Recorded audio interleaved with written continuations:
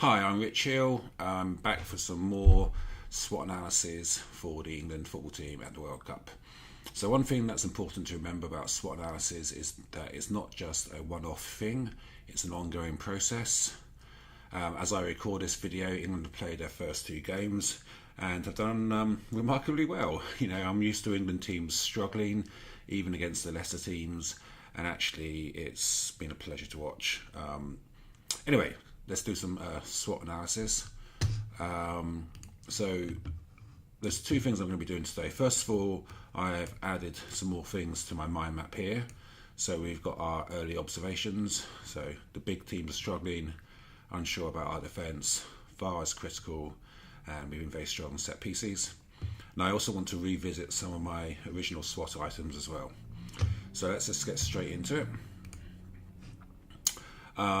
So big teams struggling, I'm going to put that down as an opportunity. If we look at Argentina, they've only got 1 point from 2 games. Germany lost their first game and almost lost their second game, although they managed to get level and score a winner in injury time.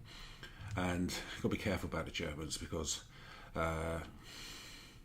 they can grow into a tournament. So even though they struggled, they may well turn out to be a threat. But Spain haven't looked particularly good. They only just managed to draw level with Morocco last night. Portugal have picked up quite a few points, but quite frankly, it's been the Ronaldo show. They're far too reliant on him. Who else have we got? France have been winning, but again, not convincingly. Uruguay have looked good. They've won 3 games. Russia have scored a lot of goals. Belgium have scored a lot of goals. We've scored a lot of goals. But I think it's probably the most open World Cup so far. Strong set pieces, that's coming as a strength. That's something I wasn't expecting, but England have been fantastic at set pieces. Scored quite a few goals from corners. We've won penalties because the opponents have been fouling us in the penalty box. I'm unsure about our defence. Now, we've only conceded 2 goals, but we haven't played particularly strong teams.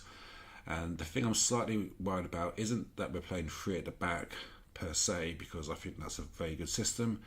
It's that our players used to playing it. And if we pick out Kyle Walker as an example, he gave away a penalty in the first game.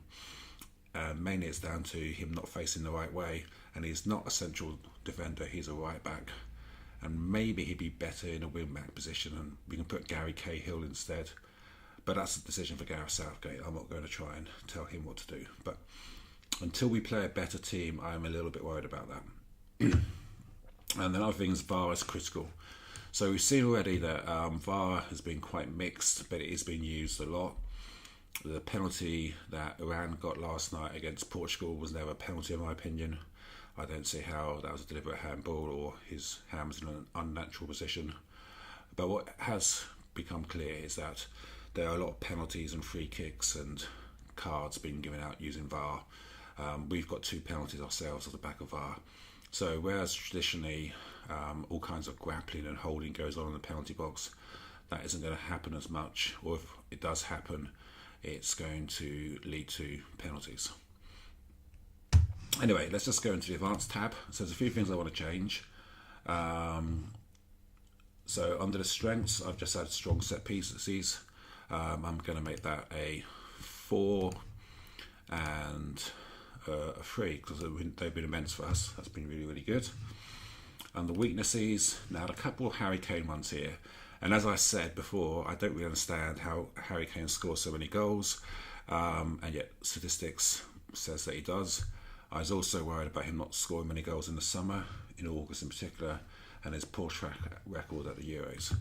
Well, what I said was I'll go with the stats, and actually he scored 5 goals, he's top goal scorer, 2 penalties which were emphatic. The last goal was obviously a fluke, but yeah, that's what happens when you're on a hot streak. And the other 2 goals he scored in the first game probably had a combined yardage of about 5. But you know, the first one, you know, he was in the right place at the right time. Same in the second one. The second one he had a lot of work to do. That was a really, really good header. The control required and the strength in his neck muscles, that was brilliant. So as this is a weakness, I'm going to reduce this down from 4 to 2 for both of these, because I'm now much more comfortable about this. And also, scoring goals at tournaments is about confidence, and he clearly is a confident player right now.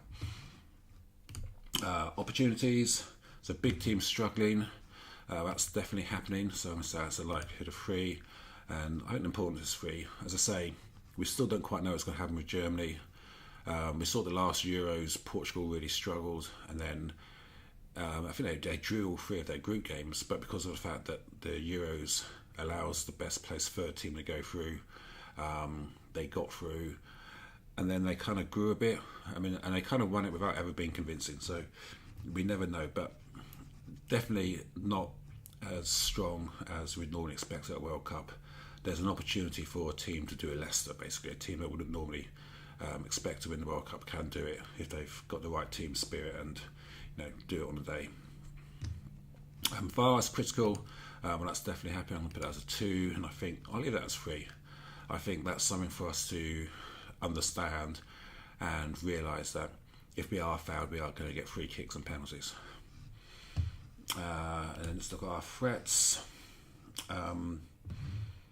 Like to play Brazil or Germany in the quarter-final. Well, I'm going to reduce this now, move it down to a 2, mainly because Germany aren't likely to finish top of their group. It looks like Mexico will do. There's still a chance Germany won't even qualify, although I suspect they will do. There's an argument that we might be better off coming second in the group now. I don't totally hold that point of view because I think confidence is a big thing. There's also a question over whether we should rest players. I don't think we need to rest players, but I do think it's important to give other players in the squad an opportunity. What we don't want is someone coming in due to an injury for the first time in the quarter-final, semi-final. We want them to have some experience. Gareth Southgate's already done this with a few players. Rashford's had some time, Vardy's had some time, Danny Rose came on the last game. It'd be nice if we could blood a few other players just so they know what it's like to play in Russia and they can get the nerves out of their system. Anyway, let's see what's happened to the chart. We'll see there's a few things that look different. Let's start with our strengths. So you can see set pieces is here now. That wasn't there before. And the others are still valid. If we look at weaknesses, now fatigue due to winter break is the biggest one. There's an argument that there's no signs of that yet, but we've only played 2 games and they were pretty much a week apart. I think it was actually 6 days. But the other things about Harry Kane, a lot less significant now. 1 here and 1 here. Opportunities. So we're still likely to avoid top team in the first round. Usually losing penalties, that's something we can change. Reasonably easy groups, definitely been proven true. Big team struggling, that's come through now. And we've got VAR in here as well. Maybe I should have made that a bit bigger actually. Anyway, doesn't really matter.